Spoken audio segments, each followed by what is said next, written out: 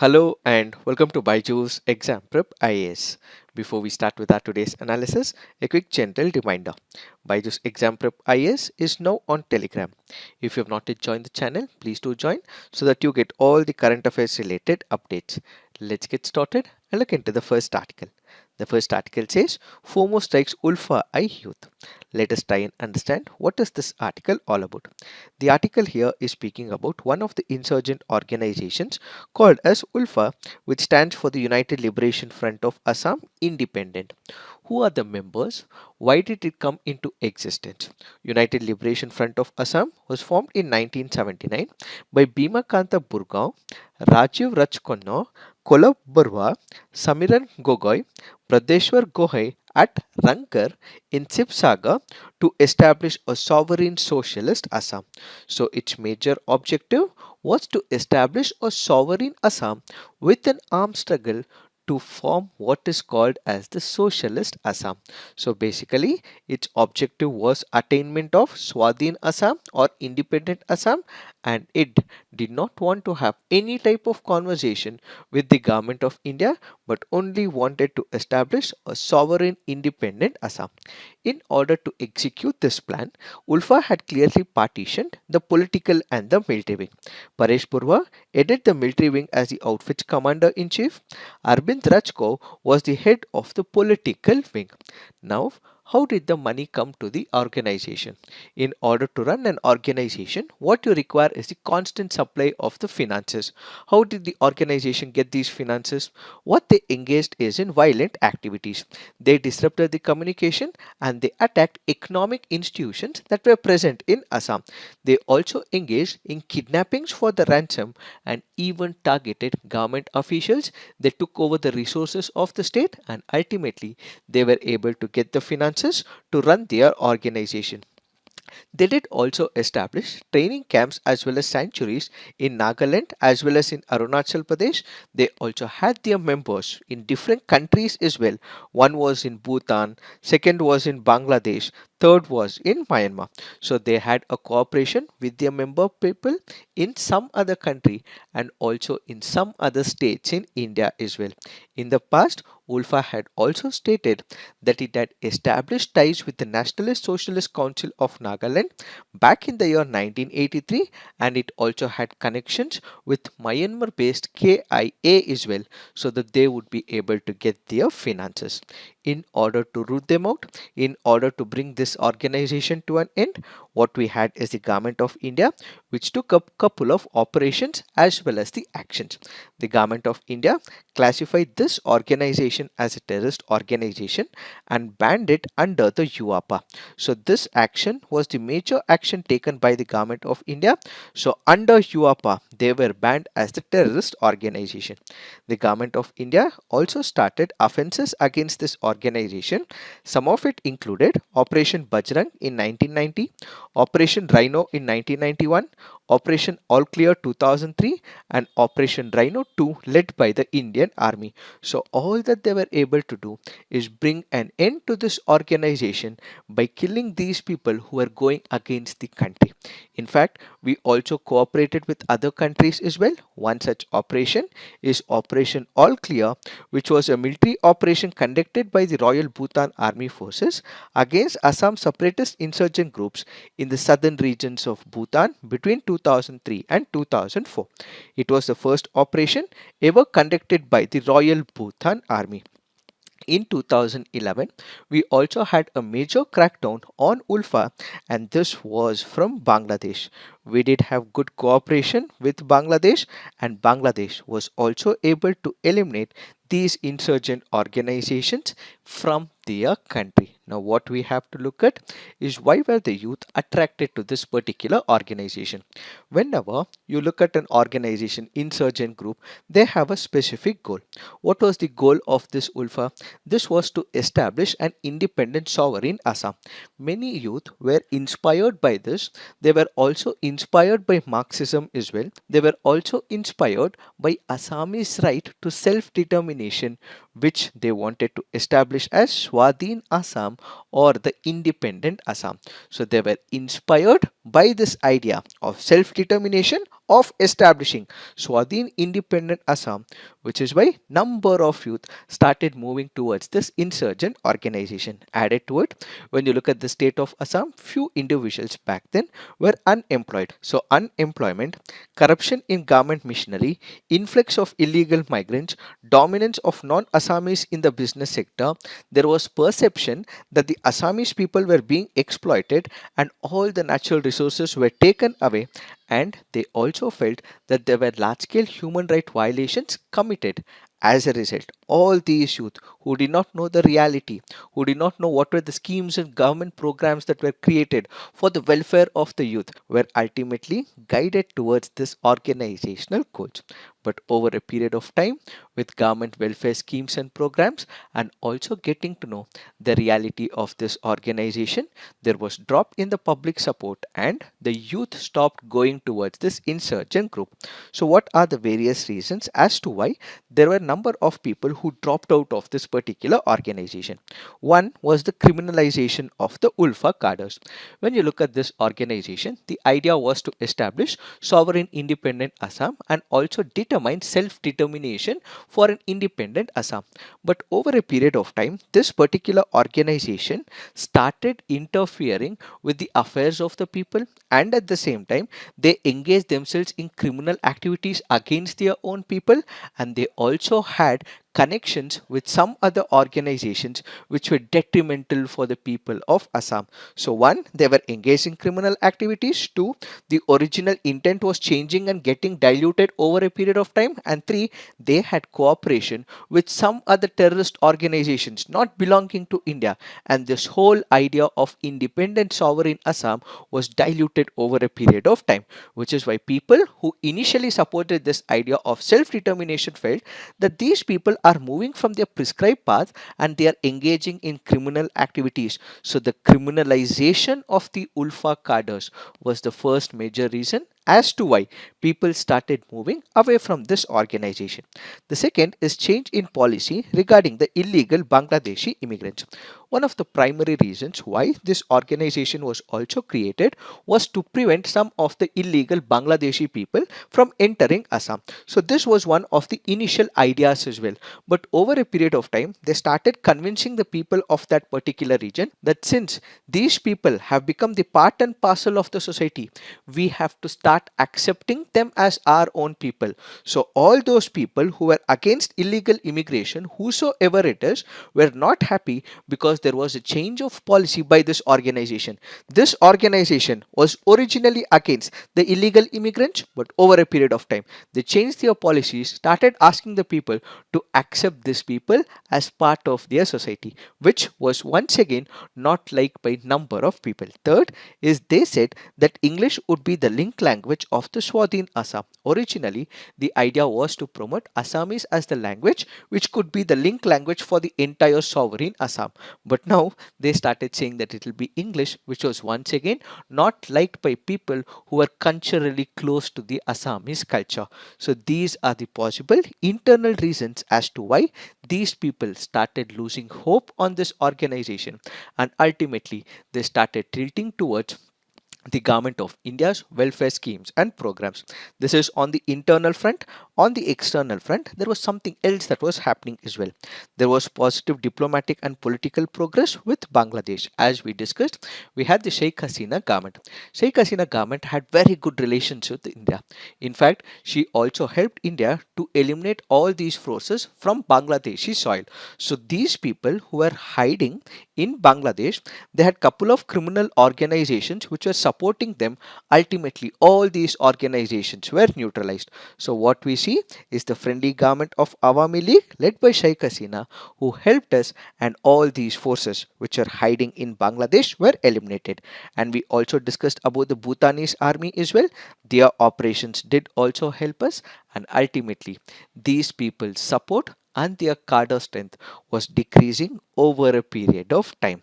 And when you look at this particular organization back in the year 2011, they come up with what is called as the peace process. What is this peace process?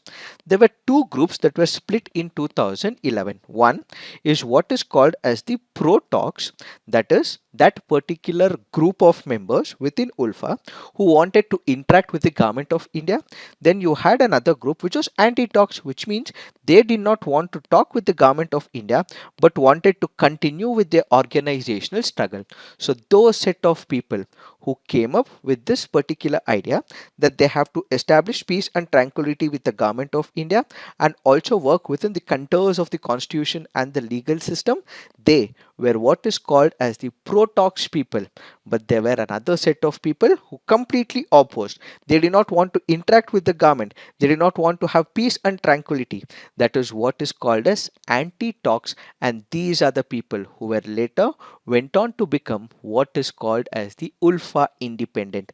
So this article here is primarily speaking about ULFA I, which means ULFA independent, which means certain section of the people within this particular group. So the group as a whole was complete up until 2011. 2011 it split. This split was in terms of people who wanted to speak to the government. The other section of people did not want to speak to the government. So the section which did not want to speak to the government is what is called as ULFA I. But of late, people who are joining this ULFA I, that is independent, are not happy with it. Why? That is because these people, that is the young youth, were all inspired by the Facebook posts. There were subnational Assamese poems. There was similar content on Facebook as well. They were all inspired, but over a period of time, they did realize that this is not the reality. These are the generation, WhatsApp generation, social media generation, internet generation. They were all happy with the social media places.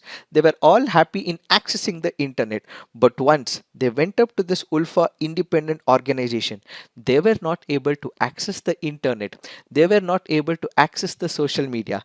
This became a major problem for the ULFAs, which basically means the ones who were initially inspired by social media posts, they go up to this particular organization. Now this organization asks them not to use Facebook, not to use social media. So they're quite in ambiguity mode. They're not able to decide what could be their future without the internet, and they ultimately feel that this is not the organization that is right for us, which is asking us to drop using the social media and the internet.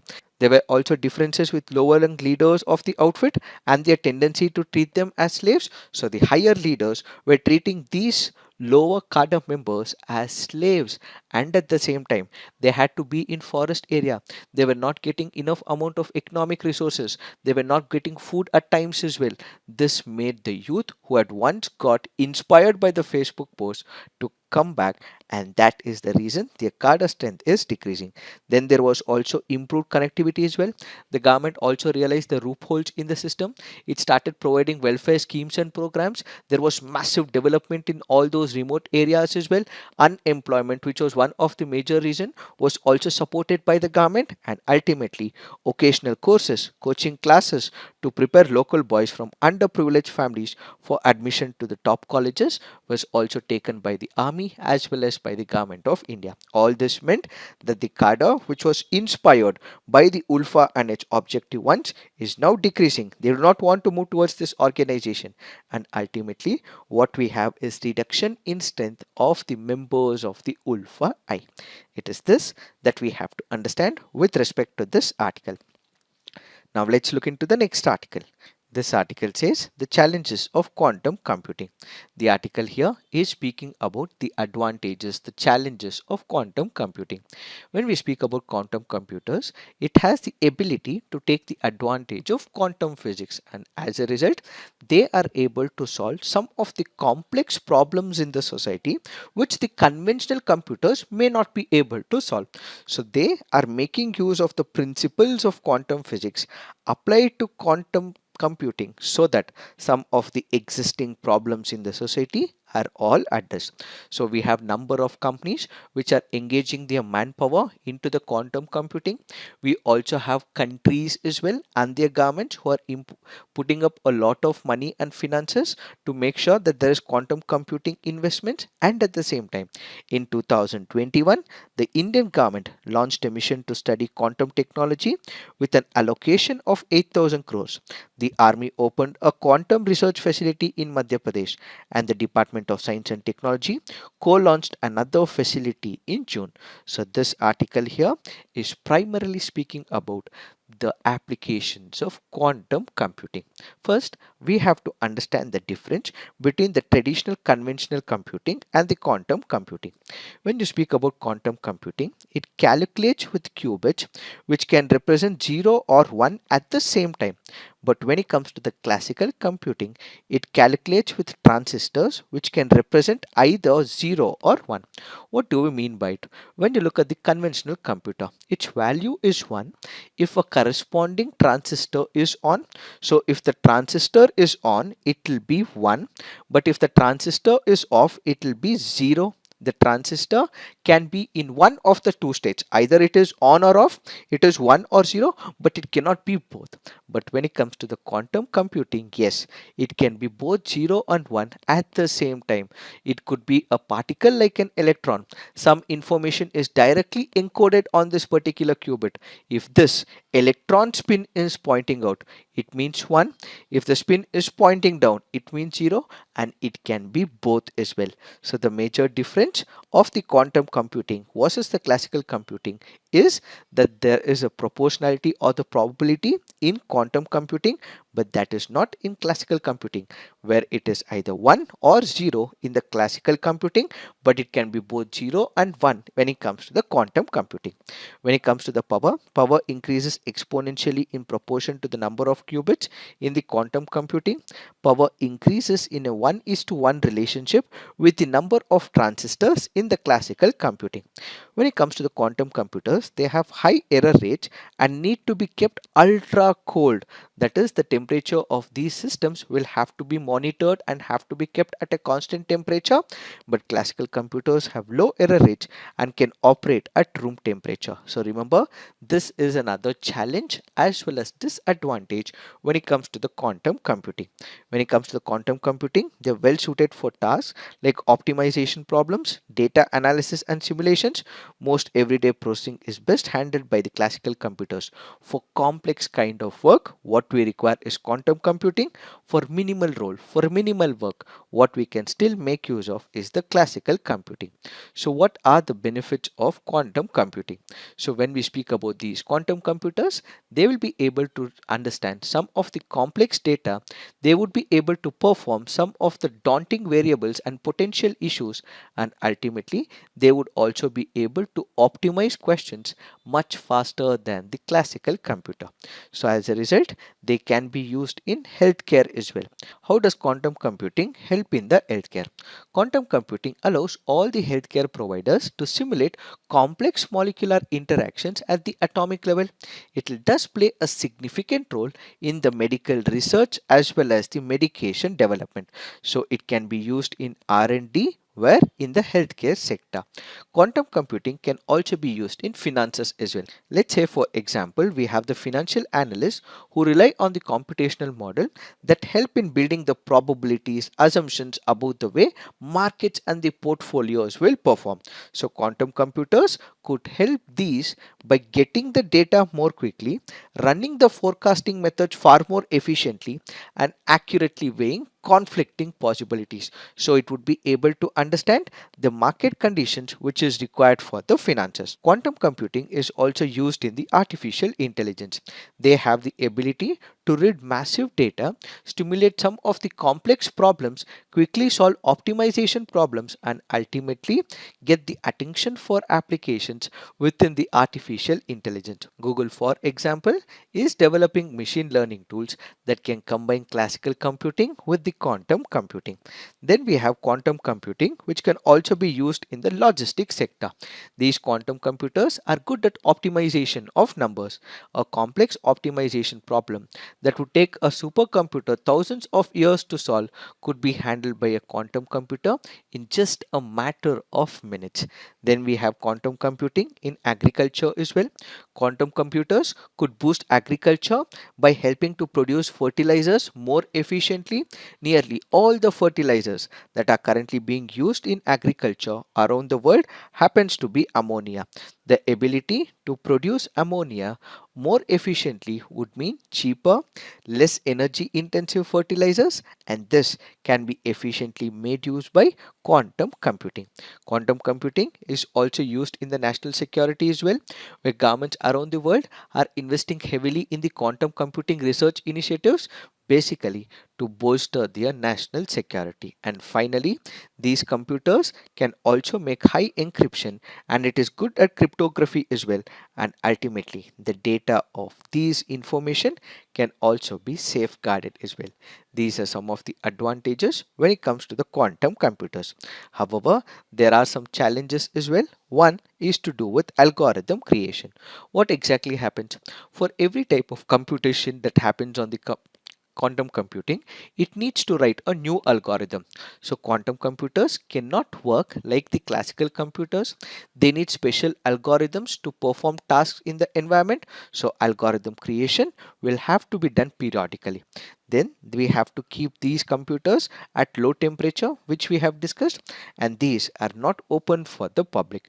Due to high range price, they are not available for the public use. Also, the errors in these type of computers are very high because they are still in the developmental phase. These are some of the challenges when it comes to the quantum computing right now. Now let's look into the next article. This article says states can pitch in for security of border areas, suggests Shah at Eastern Zonal Meet. Before we understand what this article is all about, we have to understand some basics. There are different zonal councils. We have the Northern Zonal Council comprising the states of Haryana, Himachal Pradesh, Union Territory of Jammu and Kashmir, Punjab, Rajasthan, National Capital Territory of Delhi and Union Territory of Chandigarh. Then we have the Central Zonal Council comprising the states of Chhattisgarh, Uttarakhand, Uttar Pradesh and Madhya Pradesh. Eastern Zonal Council comprising the states of Bihar, Jharkhand, Orissa, Sikkim and West Bengal. The Western Zonal Council comprising the states of Goa, Gujarat, Maharashtra, Union Territories of Daman and Diu and Dadra and Nagar Haveli. And the South Zonal Council comprising the states of Andhra Pradesh, Karnataka, Kerala, Tamil Nadu and Union Territory of Puducherry. This basically means that we have different zonal council, and right now what we have is the discussion point with respect to the Eastern Zonal Council. Do remember the states and the zone they belong to. This can probably be asked in your preliminary examination. What is the organizational structure of zonal council? We have the chairman. The Union Home Minister is the chairman of each of these councils. Then we have the vice chairman. The chief minister of the states included in each zone act as the vice chairman of the zonal council for the zone by rotation, each holding office for a period of 1 year at a time. Then we have members, chief minister and two other ministers as nominated by the governor from each of the states, and two members from the union territories included in the zone. Advisors, one person nominated by planning commission. Now what we have is Niti Ayog for each of the zonal council. Chief secretaries, another officer developmental commission nominated by each of the states included in the zone. So remember, the planning commission has to be replaced by Niti Ayog. What are the objectives of setting up the zonal councils? Whenever we speak about zonal councils, what we will have is issues between the states. What we will also have is differences between the states as well as the central government. So where do we have the platform? One of the platforms where they would be able to solve all the issues that are existing between the states of this zone or between the states and the central government is this zonal council. For example, in the Eastern Zonal Council, there can be issues between Bihar and Jharkhand, or Jharkhand and Orissa, or Jharkhand and Sikkim and West Bengal, so on and so forth. All these issues that are existing between different states, their frictional points can be understood and sorted out in this particular platform. Thereby, this will bring out the national integration. This will also take away some of the regionalism, linguistic issues issues and particularistic tendency, and ultimately it will enable the center and the states to cooperate, exchange ideas and experience, and what we will have is cooperation among the states for the successful and speedy execution of developmental projects. So what are the functions of the council? Let's say they have any dispute, a matter of common interest in the field of economic, social planning, so on and so forth, that can be taken up on this particular zonal council.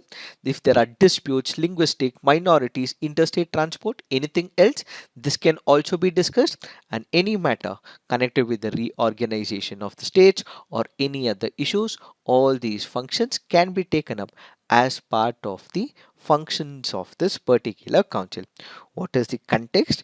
We have the Union Home Minister who chaired the 25th Eastern Zonal Council meeting in Kolkata, where representatives from 4 states, this included West Bengal. Then we also had Jharkhand Chief Minister, Bihar Deputy Chief Minister, and ministers from Odisha, along with Union Home Minister and officials who were part of this meeting. What were the issues discussed as part of this meeting? The issues that were discussed were in terms of cross border smuggling, illegal infiltration along the India Bangladesh border, as well as the left wing extremism. All these issues were discussed as part of the Eastern Zonal Council. So, during this particular period, the central government said that when it comes to the left wing extremism, it is almost eliminated from the eastern states.